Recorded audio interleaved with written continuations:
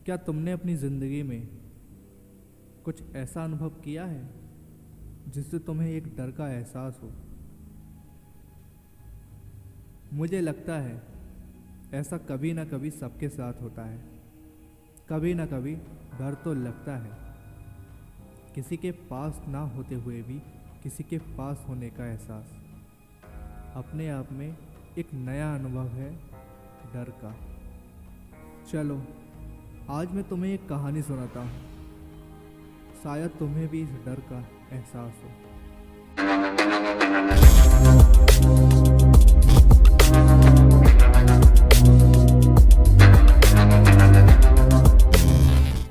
बात उन दिनों की है जब हमारे पास स्मार्टफोन या गेम खेलने के लिए कोई महंगे डिवाइसेस नहीं होते थे। हम सब खेलने के लिए बाहर जाया करते थे। गर्मियों की छुट्टियां चल रही थी।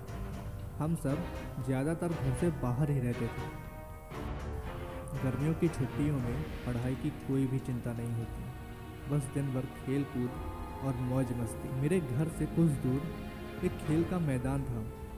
मैं अपने दोस्तों के साथ अक्सर खेलने वहाँ जाया करता था। हम वहाँ बहुत एंजॉय करते थे। एक दिन हम सब खेलकर वापस घर की ओर जा रहे थे। रास्ते में एक पुराना स्कूल पड़ता था।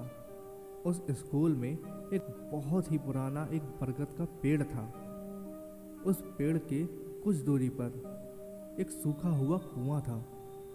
लोगों का कहना है इस कुएं में किसी की डूबकर मौत हो गई थी, इसलिए उस कुएं को बंद करवा दिया गया था। मैं बहुत थका हुआ था और प्यासा भी। मुझे पानी पीना था। मैंने अपने दोस्तों से कहा, देखो यार, मुझे प्यास लगी है। मैं स्कूल के अंदर जा रहा हूँ, क्या तुम लोग भी आ रहे हो? मेरे दोस्तों ने सहमी हुई आवाज़ में कहा, नहीं नहीं नहीं, हम नहीं आएंगे। हमने सुना है यहाँ भूत और आत्माएं रहती हैं। इतना सुनते ही मुझे जोर से हंसी आई और मैंने कहा, भूत? फिर तो मैं भी मिलना चाहूँगा उस भूत से। इतना कहकर मैं अंदर चला गया। मेरे दोस्त मुझे रोक रहे थे, पर मैंने उनकी एक बात न सुनी। मैं स्कूल के अंदर आ चुका था। सच कहूँ तो एक बार के लिए मैं भी ये सोच रहा था कि कहीं मैंने कोई गलती तो नहीं की।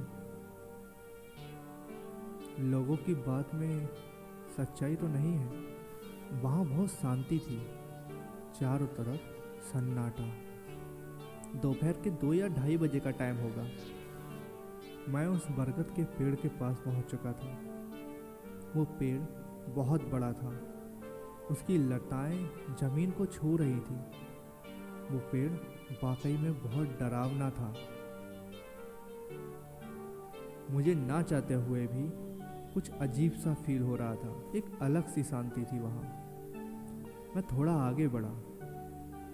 मैंने वो कुआं भी देखा। उस कुएं को देखकर मुझे अपने दोस्तों की बात याद आ गई।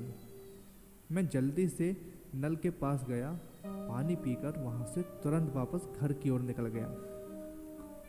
उस दिन के बाद मुझे उस जगह पे जाना अच्छा लगने लगा। मुझे एक अलग सा सुकून मिलता था। उस जगह पे कुछ तो बात थी। ये बात जानते हुए भी कि वहाँ खतरा हो सकता है, फिर भी मुझे वहाँ जाना अच्छा लगता था। एक रोज़ मैं अपने दोस्तों के साथ खेलकर वापस घर की तरफ आ रहा था कि मेरे दोस्तों ने भी स्कूल के अंदर जाने का मन बना लिया। हम सब स्कूल के अंदर चले गए।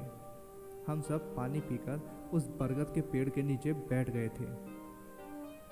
कुछ देर बैठने के बाद मुझे कुछ अजीब सा महसूस होने लगा था। ऐसा लग रहा था कि वहाँ हमारे अलावा भी कोई और है।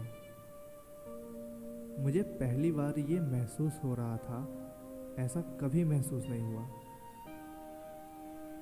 तभी अचानक से मुझे पायल की आवाज़ सुनाई दी।